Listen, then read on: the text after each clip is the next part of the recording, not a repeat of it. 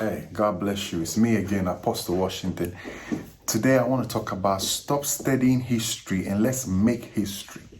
Stop studying history and let's just go ahead and make history. Do you know why? Because history takes you back.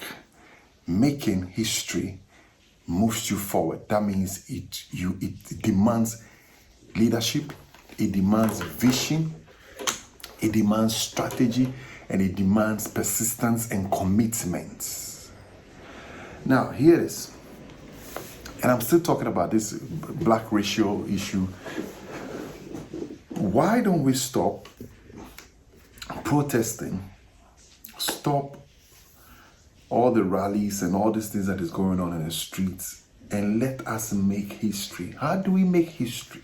History that will hold for generations to come and enjoy. History that will go on forever. Let's make that. We stop being naive. Stop being naive. Nothing is going to change. Nothing is going to change.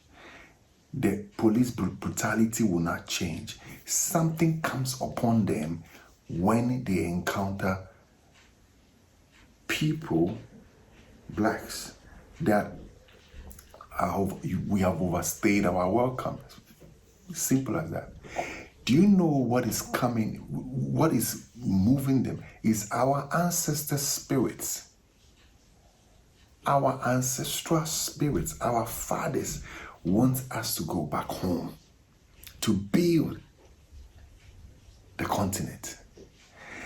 Heaven wants us to go back home to build the continent. Even heaven, God, wants us to go home to build Africa. Listen, Syria, Afghanistan has been bombarded with bombs. The whole nation has collapsed. But if you meet any Syrian today and you tell them, what is your dream? What are you working for? What is your passion? What do you want to see happen? They say, I want to go back home to build my nation.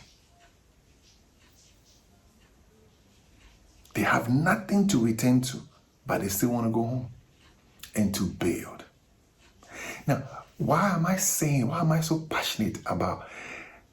I just think that we are becoming very annoying in the eyes of God, in the eyes of the whites, in the eyes of people. People don't want to say the truth. People don't want to say the truth. They are playing games with us, just as they've been playing games with us from day one. From the first time they brought us, from the first time the white man met the black man, it's all games.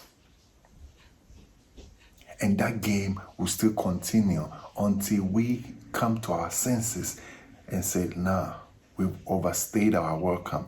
Let us go home and build our continent. Let's go and build Africa.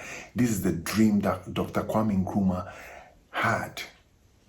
And they killed him on that. Now they are not going to kill you if you have such dream. Let's go back home.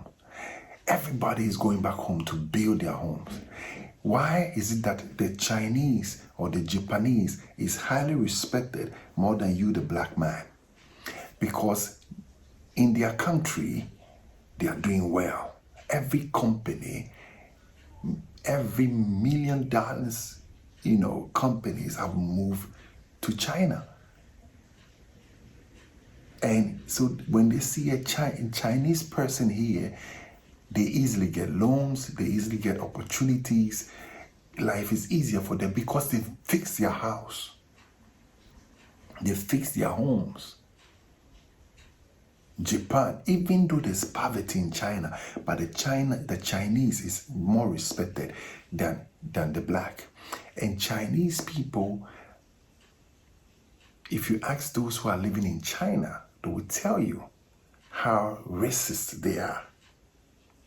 But they can see the future, that Africa is the future. So now they are moving to invest over there. They are moving in their numbers.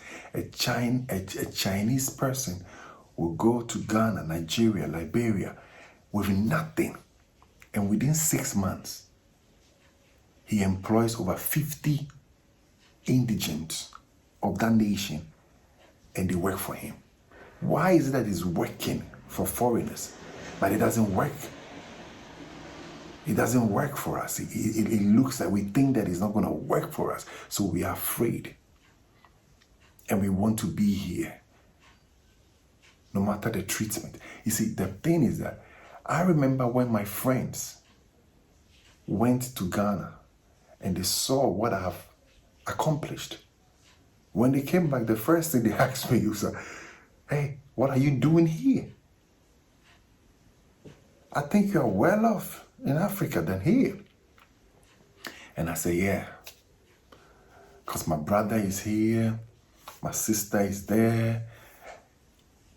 You know, so even no matter how well I'm doing in Africa, you see, I have disciplined myself that I must try and go home every year and spend a long time, you know, in my orphanage and then the time I was running my drug rehab.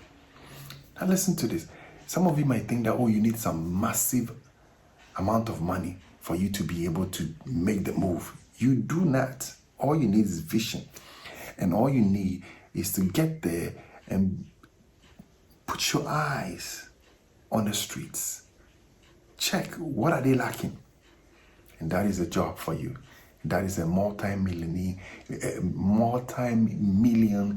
dollar business that you are going to create. I went to Ghana 10 years ago with only $200 in my pocket. I didn't have any plan, and I had no plan, I had no vision, but I said, listen, I just want to be there because it's like I want to become something. And I'm always being suppressed that you are not good enough because you are black. That is a fact. That is a fact. In Sweden, that is a fact. And the Swedish kind of racism is very systematic. Smiling with you, hey, tjena läget, det är bra. But you know, that is the level. That's where I will leave you. I'm not bringing you in higher. Even me being a pastor, in the midst of pastors, there was a time that I needed a new location for my church to gather, because where we were, they felt like we were too lively. So, you know, they asked us to move. Yeah, so we have to get a new place. I went to all this organization. We are an organized pastors, you know, asking for help, asking who can help us. You know, the souls are gonna be. I need a place to have, you know, souls to come. I'm telling you, most of them turned me down. Most of them said no. I was shocked. I said, okay, right. I know racism is out there, but now this is about the kingdom. We are men of God, and we are raising souls for the kingdom. And most of them were timid. Most of them felt like there's going to be a competition. Maybe you might take all their members, or all kinds of this thing. It's only one that had the balls who says, we can give you the place to use. And I'm telling you, they have the facilities, they have it, they are not using it. We can give it to you when we close. At least, but make sure that there should be 1 hour space gap so that, you know, you don't come interacting with our members. So that kind of insecurity is also there. All right, fine. So listen, what I'm saying is that we can never solve this black and white race issue. The only way a man will respect you is when you've put your house in order. That is why Trump can say that if you don't like what we Americans we do, then go back to Africa. Yes, you call it a racist statement. I call it a prophetic statement. So I was telling you earlier on, I went to Ghana with $200, and then I just saw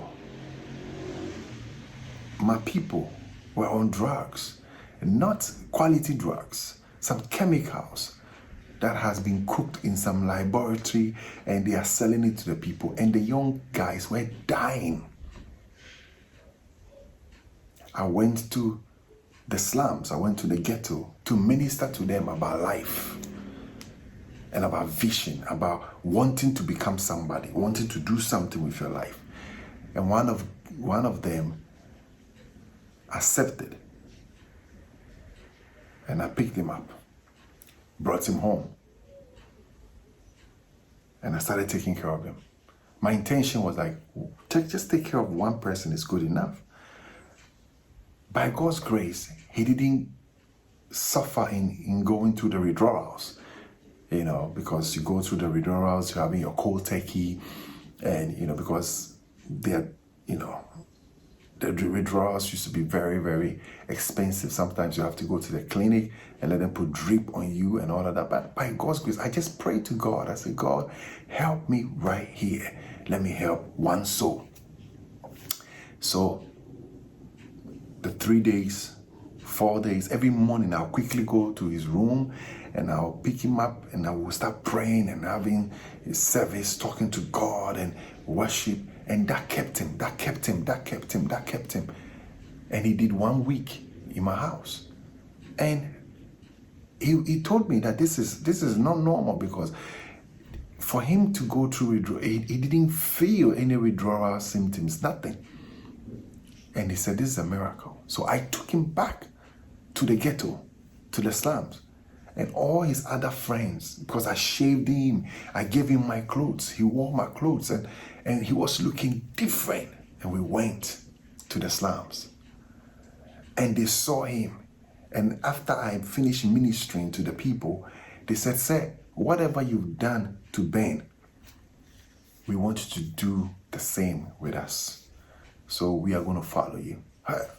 That day, 3 more added. I went the following week, 7 more added. Now all of a sudden my house is getting full up. Within the space of 6 months, my house was choked with 170 men.